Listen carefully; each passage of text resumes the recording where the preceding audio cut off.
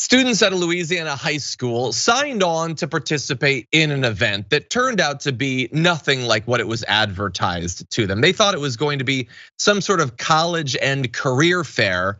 I'm gonna reveal to you what actually happened at the event, and you will get to decide if you think it was fair to pitch that to students as a college and career fair.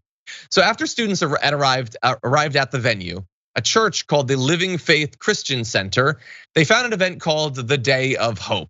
The pupils were reportedly separated into two groups by gender, always a great sign, forced to register to vote in order to obtain the promoted free food, although apparently they were not forced to register as a particular party, so that's fair at least. They were forced to listen to speakers share disturbing stories of rape, suicide, and abstinence. Transgender students were apparently bullied by their peers at the event, and here are a few more of the highlights. Boys were allegedly encouraged to perform macho acts, while girls were advised to forgive men who rape and assault them. Now, if you're thinking that has nothing to do with your career or college, you're right, but that's what the women were told to do. So men are told to do push-ups and stuff like that.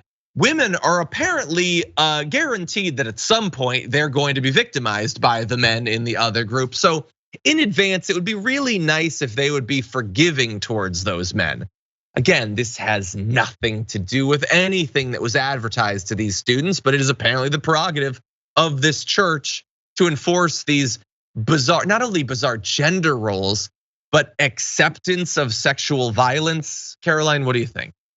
I mean, this is a worse version of something that quite literally happens on an episode of Arrested Development, where there's two tents and one of them, the guy accidentally wanders into this, they're both scared straight events, and he wanders into the wrong one. One's military, one's church.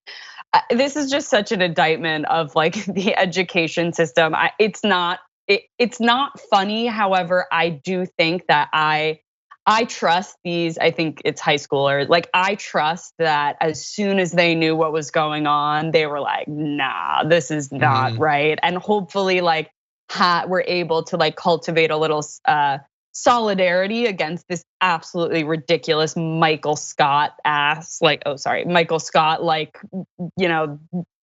field trip. This is crazy.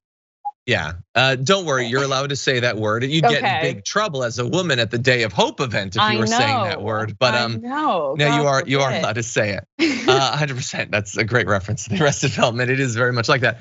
In any event, yeah. So look, it is good that we hopefully live in a time that you could expect that some of the people at this event might be, evolved enough to have a sense of solidarity, and the fact that they've set up this group called a Day of Nope to fight back against this is a good sign.